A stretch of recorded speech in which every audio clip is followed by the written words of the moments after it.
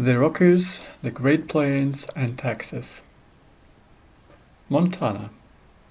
Key facts. Abbreviation MT.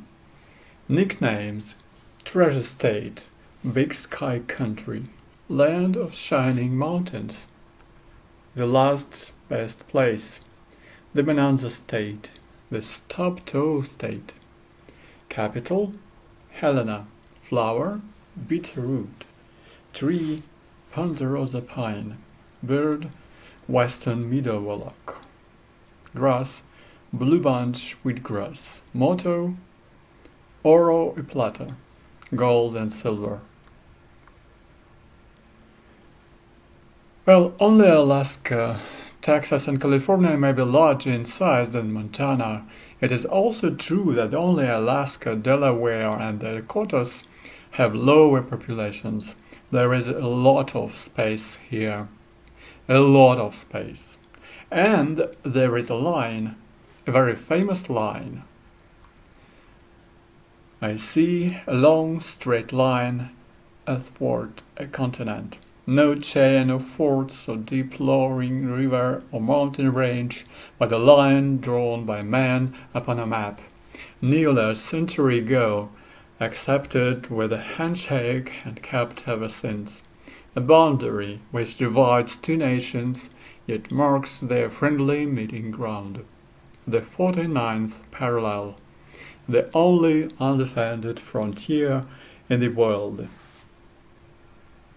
From the prologue to the film 49th Parallel. The phrase 49th parallel is often used to describe the entire border between the US and Canada. Perhaps the title of that Powell and Pressburg film starring Eric Portman and Laurence Olivier, wearing a moustache and one of his most absurd accents, that of a French-Canadian trapper, contributed to this fallacy. For it's chiefly in the west that the frontier actually follows that line of latitude. Further east, cities like Toronto or Montreal are actually quite a long way south from the 44th and 46th parallels. But here in Montana, all 550 miles of northern border are shared with Canada and follow, so much as the mapping technology of the 19th century allowed, the 49th line of latitude. As for the film's claim that it is the only undefended frontier in the world, well, poor dear Canada may not have a reputation as a hotbed of insurgency and terrorism or arms, people, and drug smuggling, but all American frontiers in the post-9/11 era are now guarded with a new and implacable urgency, so undefended it is not. Since 2002, the U.S. Customs and Border Protection Service has been part of an overarching government body, the fearsome Department of Homeland Security.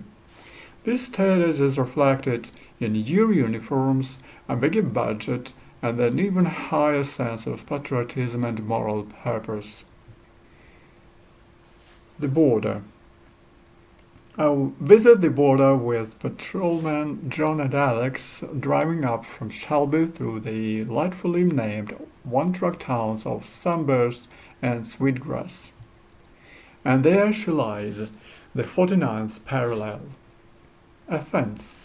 Not a formidable barrier, but a fence all the same. I watch with envy birds flying over without documentation or security checks of any kind. It is cold, very cold facing Canada in the northernmost part of Montana. It therefore comes as a shock when John tells me with a smug air of one who knows that he is delivering a knockout blow that here on the 49th we are on the same line of latitude as France. The line goes through Paris, for heaven's sake. So, how come Paris does get this cold? I ask through chattering teeth. John has no answer for that.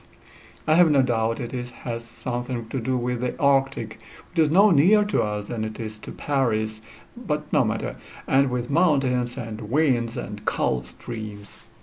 All the same. There is no action on the border, no would-be immigrants pressing their faces up against the wire. The following morning, when I fly over in a European AS-350 A-Star helicopter, we're shown a grounded Black Hawk, but the rest were all in service, I'm told. The same atmosphere of muffled winter hush parades. This would be no time to attempt an illegal border crossing. Any human would be visible for miles, and there would be footprints that even I could track. Not for the first time, I am forced to contemplate the melancholy truth that in one significant way at least, Al-Qaeda has won. Its victory in the interior of the United States may not be complete, but it is enough. Through one outrageous and atrocious act and the incredible threat of more, they have ensured that America's freedoms and conveniences have been unprecedentedly curtailed. Queuing up for security checks in every international and domestic airport, having one's sun cream, nail scissors, and mineral water binned, and one's patience worn down, these are minor but palpable victories.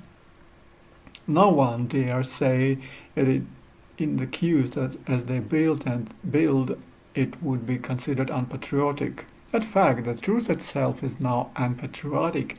That too is a victory.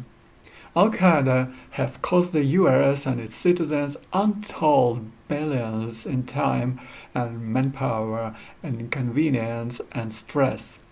And along the thousands and thousands of miles of international borders, there are costing American taxpayers billions more.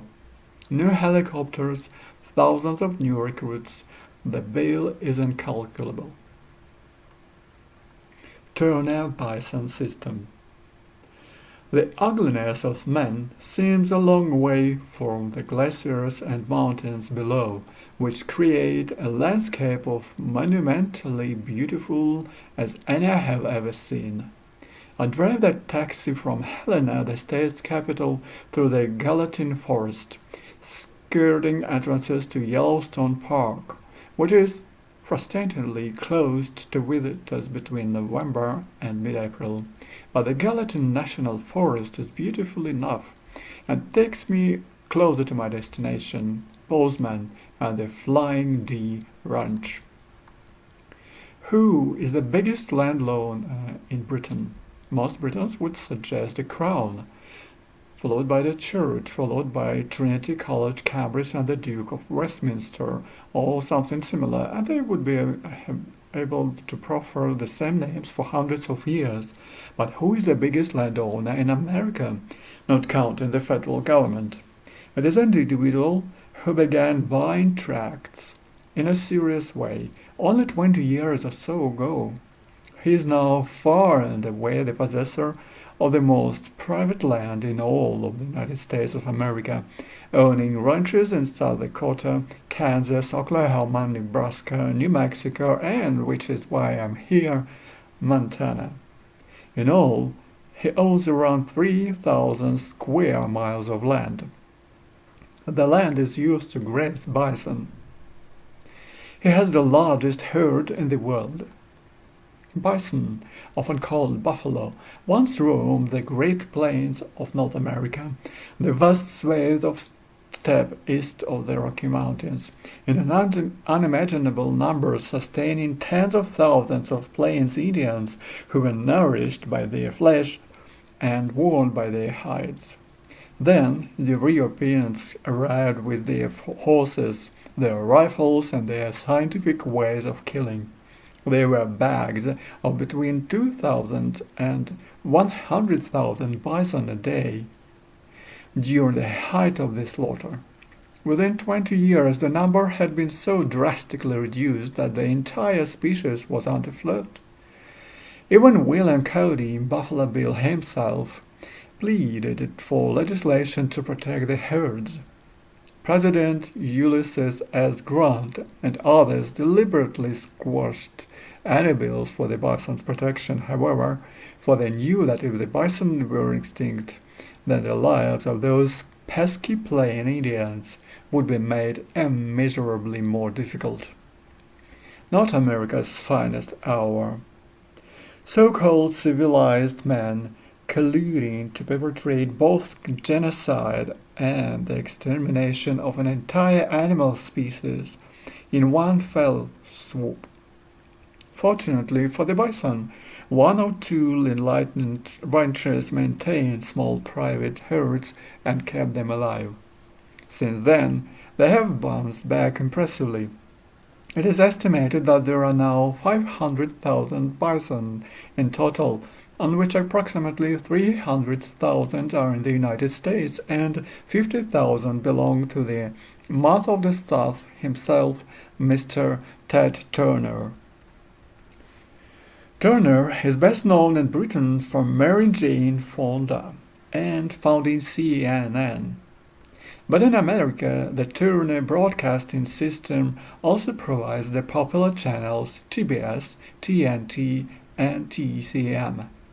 An extraordinarily generous and some would say eccentric philanthropist, he has famously donated $1 billion to the United Nations. As much one cannot help feeling to ignore the American right, who abominate that institution as for any other reason.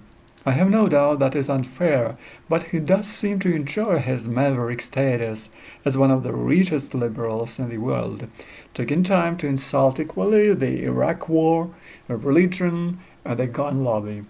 He also promotes environmentally sensitive land ownership and the protection of native flora and fauna. The ranch he spends the most time in is with Line D, outside Bozeman, Montana. I drive through the gates and urge the reluctant taxi along mile after mile after mile after mile after mile of road until we arrive at the ranch house. He has consented to have breakfast with me and show me around the spread.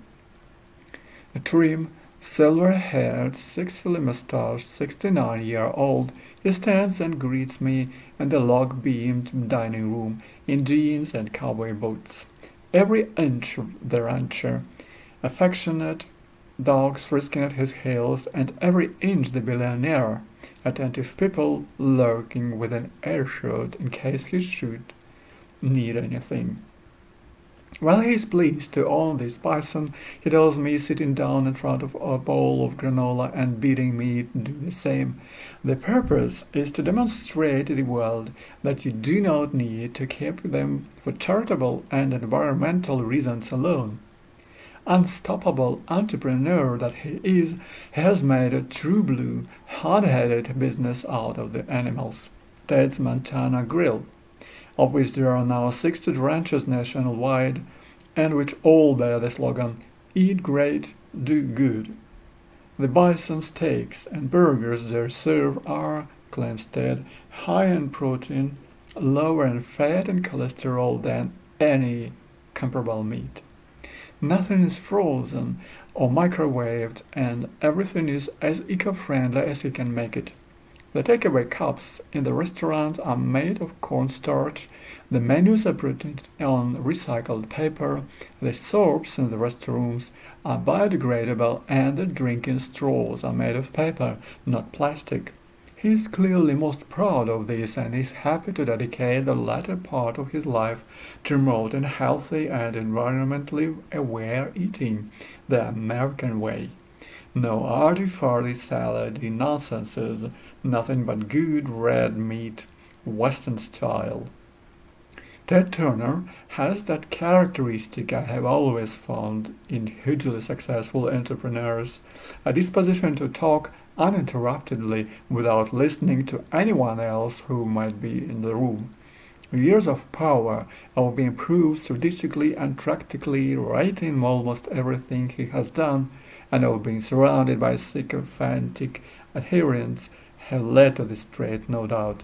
Though, to be fair, it is also true that his hearing is not what it was, and it is also true that he has no reason to suppose that I or anyone else can tell him anything he doesn't know, or anything even remotely interesting.